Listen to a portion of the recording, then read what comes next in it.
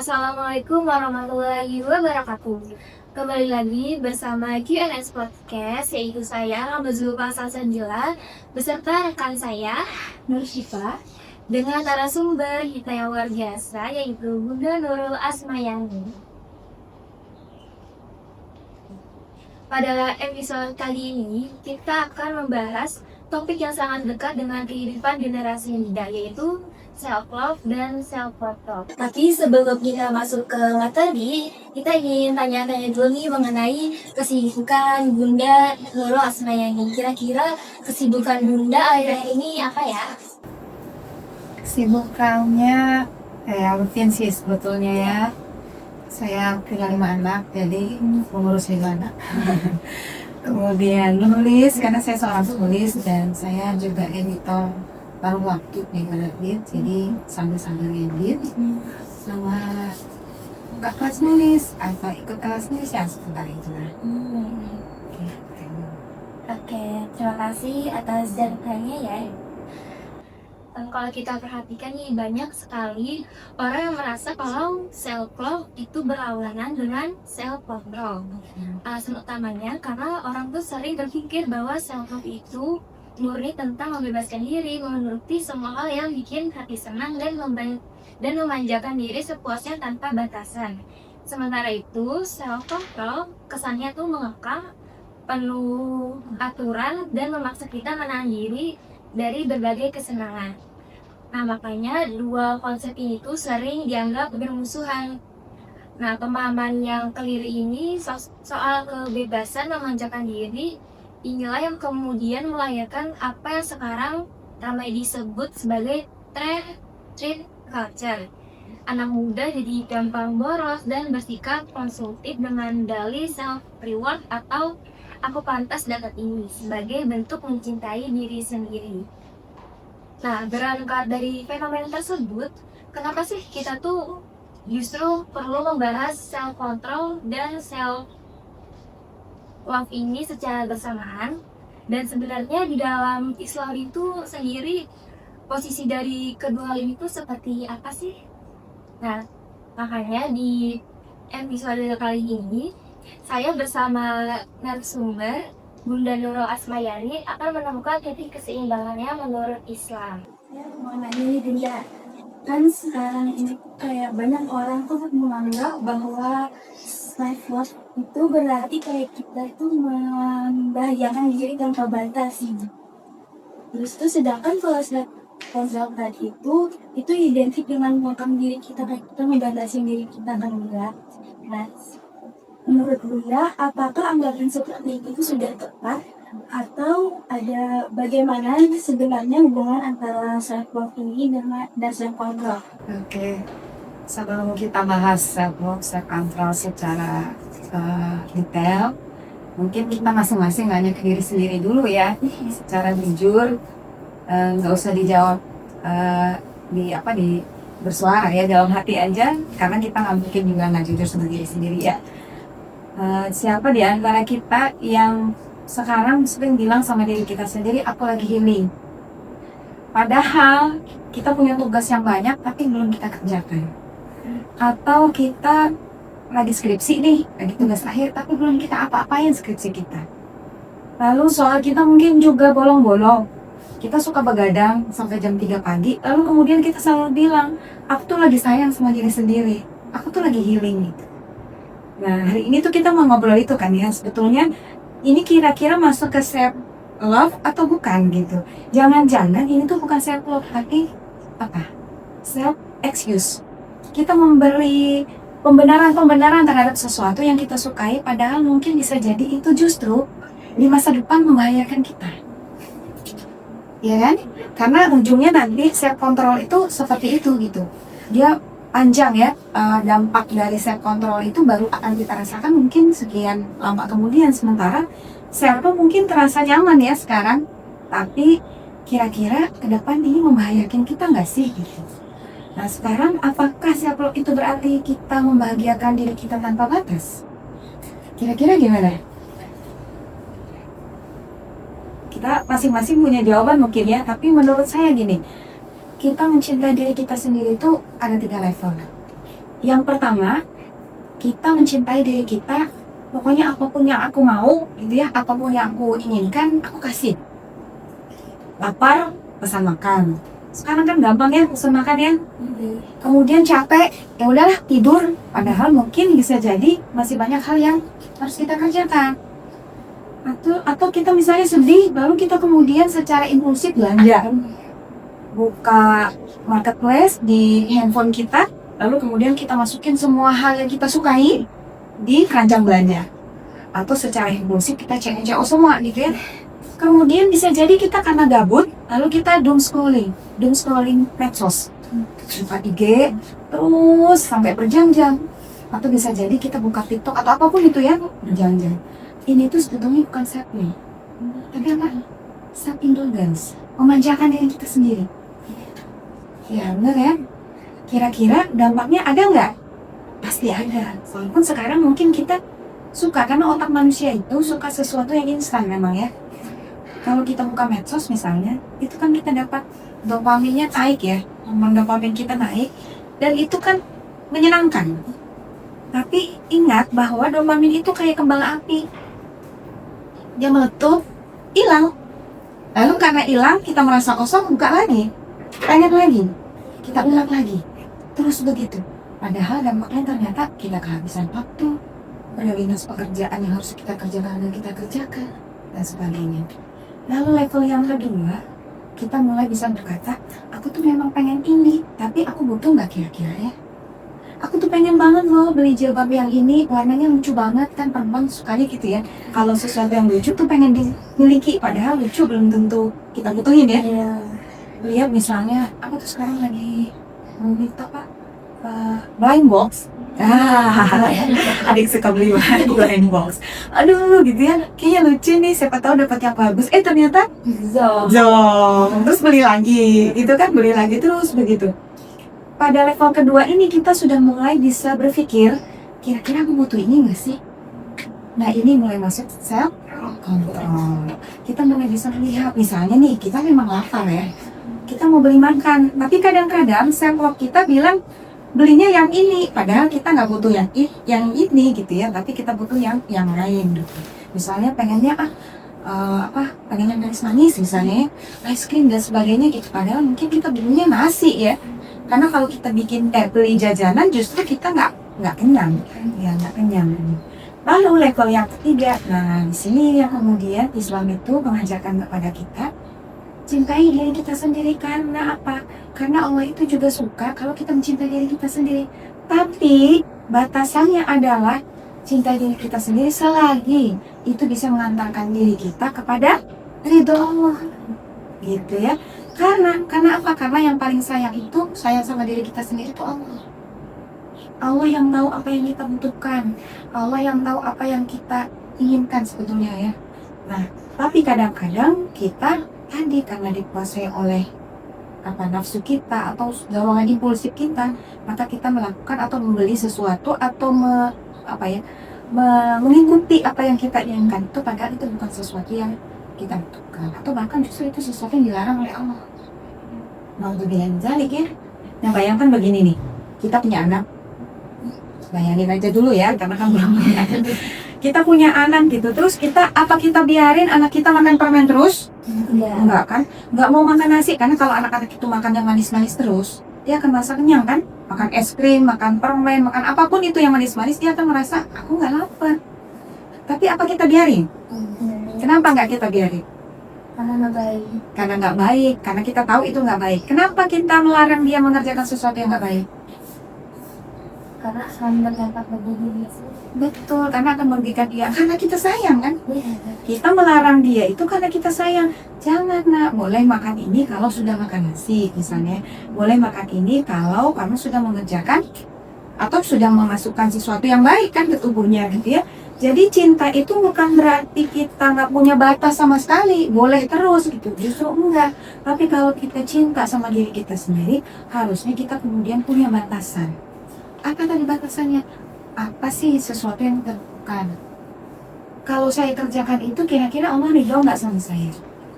Kalau saya kerjakan ini, sesuatu yang dilarang oleh Allah, lalu pandangan Allah terhadap saya apa? Atau mungkin kita kalau ngebayangin sesuatu yang abstrak itu susah kali ya. Kita bayangin aja, kita itu kalau sudah meninggal, kalau sudah nggak ada, mau dikenang sebagai apa sih? Iya kan? Mau dikenang sebagai orang yang baik? Atau sebagai orang yang suka memperturutkan keinginannya secara impulsif? Atau suka memperturutkan emosinya? Emosional? Atau seperti apa? Kita ingin dikenal sebagai apa? Kita ingin orang tua kita atau pasangan kita nanti atau anak-anak kita mengenal kita sebagai apa? Itu kan konkret ya. Kalau pengen pengen Allah itu ridho atau pengen Allah itu cinta sama saya mungkin abstrak ya. Tapi kita bayangkan sesuatu yang berwujud aja di dunia. Kita udah nggak ada, kita nggak bisa lagi mendenial ya atau menolak persangkaan orang atau perkataan terhadap kita kan, udah nggak ada gitu. Oh dia itu waktu masih hidup suka nyebelin gitu ya, suka nyakitin orang, atau dia seorang yang suka emosional, kan kita nggak bisa juga kita menolak itu kan. Nah, karena kita masih hidup ini, lalu kemudian kita berpikir ya, kira-kira kalau saya mengerjakan ini, pandangannya orang terhadap saya seperti apa?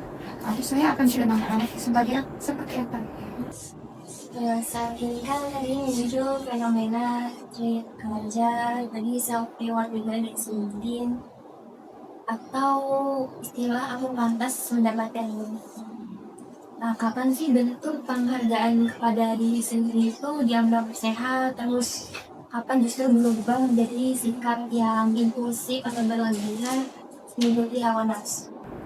Oke, sebetulnya secara manusiawi ya, secara keseharian kita aja ya, sebetulnya kita itu punya kontrol kok. Apa itu kontrolnya? Kepentingan dan hak orang lain terhadap kita. Jangan sampai kita itu mengerjakan sesuatu yang kita sukai, yang menyenangkan buat diri kita, tapi mengambil hak orang lain. Itu yang pertama. Ada orang lain yang disakiti, ada orang lain yang terambil haknya. Kita senang, tapi orang lain bagaimana? Kan ada juga yang begitu ya, banyak kan yang begitu. Contoh nih, misalnya waktu anak-anak kita lihat jambu tetangga, gitu ya. Ada jambu kita di halaman, tapi kita sering nggak tertarik sama jambu tanaman kita sendiri kan. Tapi jambu di tetangga sebelah kayaknya menggiurkan banget, merah-merah, matang gitu ya, enak banget kayaknya. Terus kita ambil, nyenangin diri sendiri kan? Iya dong. Ternyata memang bener enak gitu ya, apalagi itu misalnya gelatungan rendah ya, nggak perlu kita panjat, udah tinggal ambil. Tapi kira-kira merugikan orang lain ya? Iya dong. Tetangga kita akan rugi karena buahnya kita ambil. Walaupun dia mungkin nggak marah ya, dia diem aja karena dia juga nggak enak kan. Dia nggak marah, tapi kira-kira gimana nih kita pandangan dia terhadap kita? Oh, itu anak ya ampun nakal banget. Kan jadi gitu ya pandangannya. Nah jadi hari ini kita mungkin sering kali mendengar, aku tuh udah pantas kok, aku tuh pantas bahagia. Aku tuh kan udah mengerjakan kebaikan, udah nolongin dia, udah begini-begitu, udah berkorban untuk dia, atau udah mengorbankan diriku sendiri dan seterusnya. Pantas dong aku dapatkan sesuatu dari dia. Pantas dong aku mengambil hakku dalam tanda kutip versi kita. Lalu kemudian kita merasa aku boleh kok dapat reward. Atau aku udah ngerjain tugas banyak banget, boleh kok aku ngasih reward pada diriku sendiri. Apalagi kita kemudian berprinsip YOLO ya, you're only life once gitu ya. Kita tuh cuma hidup satu kali gitu. Jadi boleh dong kita senang-senang. Sebetulnya Islam juga nggak melarang sih kita senang-senang. Boleh kok. Rasul juga senang-senang. Rasul makan enak, ya kan? Rasul menggunakan parfum, Rasul memakai pakaian bagus. Rasul juga bercanda dengan sahabat-sahabat beliau, bermain dengan istrinya gitu ya, dengan keluarganya. Tapi kalau misalnya sampai kita setiap stres, kita shopping. Setiap kita sedih, lalu kita makan berlebihan. Setiap kita gagal, terus kita liburan. Healing dulu, habis gagal. Nah, jadi yang kemudian terjadi adalah apa? Masalahnya nggak hilang. Hanya apa? Di-pause. Dihentikan sebentar. Hilang nggak masalah? Enggak kan? Misalnya ya, setiap kali kita sedih, terus kita shopping, beli sepatu. Ada punya banyak sepatu nggak? Atau tas gitu ya? Apa dah sesuatu yang kita sukai? Kira-kira yang sembuh hati kita, atau justru saldo rekening kita yang bakal sakit? Saldo rekening. Masalahnya selesai nggak? Enggak kan? masih ada masalah itu, hanya kita kita menunda menyelesaikan, kita cenderung kabur dari masalah. Harusnya kita hadapin masalah itu, apapun masalahnya dia. Nah sekarang reward, gimana cara membedakannya tadi kan?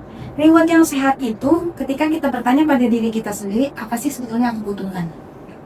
Lagi lapar, ya makan, tapi makan yang kita butuhkan ya. Lagi sedih, ya udah, luapkan saja kesedihannya, nangis aja gitu.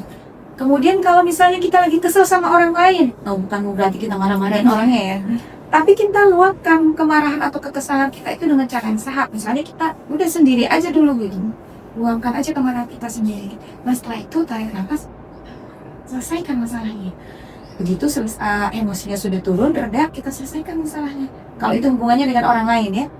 Nah tapi reward yang tidak sehat itu berkata dalam diri kita, apa sih sekarang yang aku inginkan, bukan yang aku butuhkan. Aku pengen es krim, beli es krim. Aku pengen beli sepatu baru, padahal sepatu kita baru beli ya. Kita beli sepatu baru. Nah bedanya memang tipis, tapi dampaknya jauh ya, karena kalau nggak sehat itu kita cenderung tadi mengikuti apa yang kita inginkan sekarang ya. Dia sifatnya impulsif. Pengen nonton gitu ya, lagi bete, pengen nonton. Tapi kemudian ternyata pekerjaan lain kita nggak kerjain gitu ya. Nah harusnya memang kalau kita lagi butuh distraksi yang sehat ya, yang nggak apa-apa kita selingi dengan sesuatu yang menyenangkan. Nah kayak saya misalnya ya lagi nulis stres gitu ya, mentok gitu, nggak bisa lagi nih nulisnya apalagi ya. Maka kemudian yang saya kerjakan adalah mengerjakan pekerjaan yang lain. Apapun yang lain yang saya suka. Misalnya saya dengerin lagu dulu, atau nonton film dulu, atau saya baca buku dulu, atau main dulu sama anak dan sebagainya. Ya, jadi apapun itu yang kita butuhkan saat itu reward sehat. Tapi kalau sudah apa yang kita inginkan, sekedar nyari hiburan karena kita lagi bete gitu ya, lalu kemudian setelah itu kita malas kembali mengerjakan apa yang harusnya kita kerjakan, itu berarti bukan rewardnya sehat.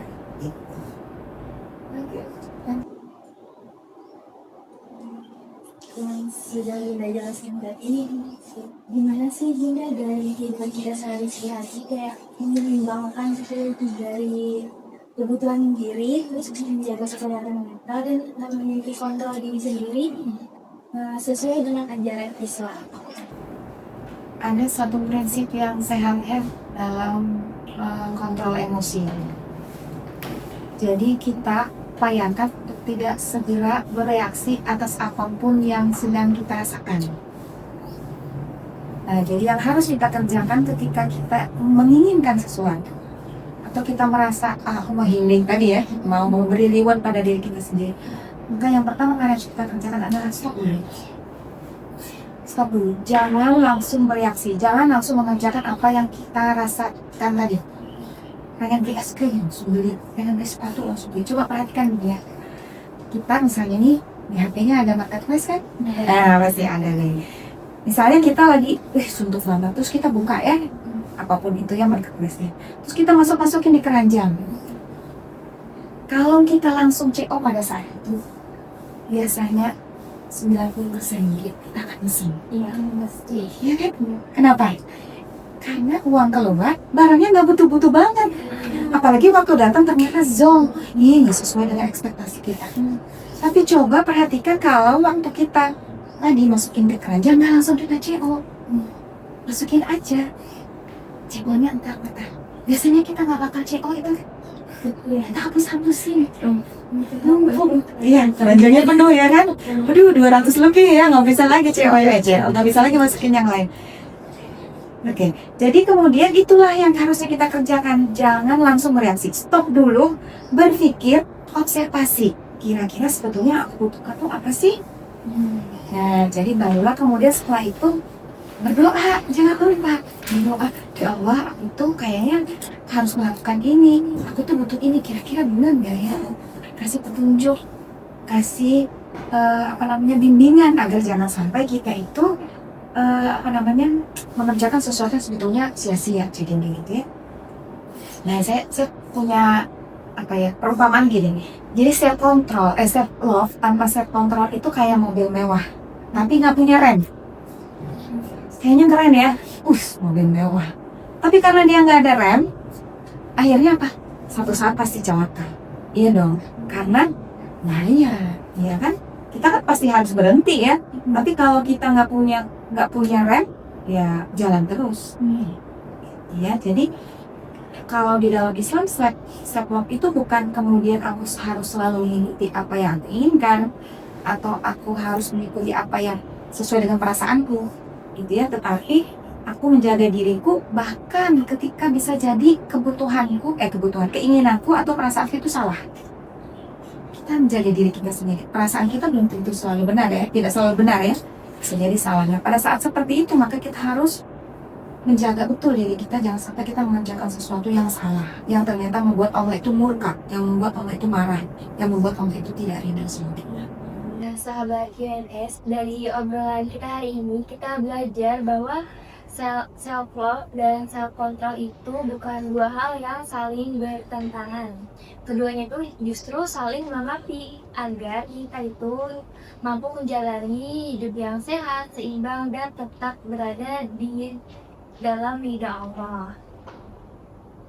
Tadi juga ada dibahas sama Bunda mengenai reward yang gak sehat itu mengikuti apa yang diinginkan, bukan yang dibutuhkan. Jadi seharusnya kita pikirkan dulu, kita observasi apa sih yang sebenarnya kita butuhkan, bukan kita inginkan. Baik, sebelum kita tutup untuk podcast episode kali ini, UNS Podcast, tumbuhkan ilmu, tumbuhkan iman. Assalamualaikum warahmatullahi wabarakatuh. Two can be as bad as one. It's the loneliest number since the number one. One is the loneliest number that you'll ever do.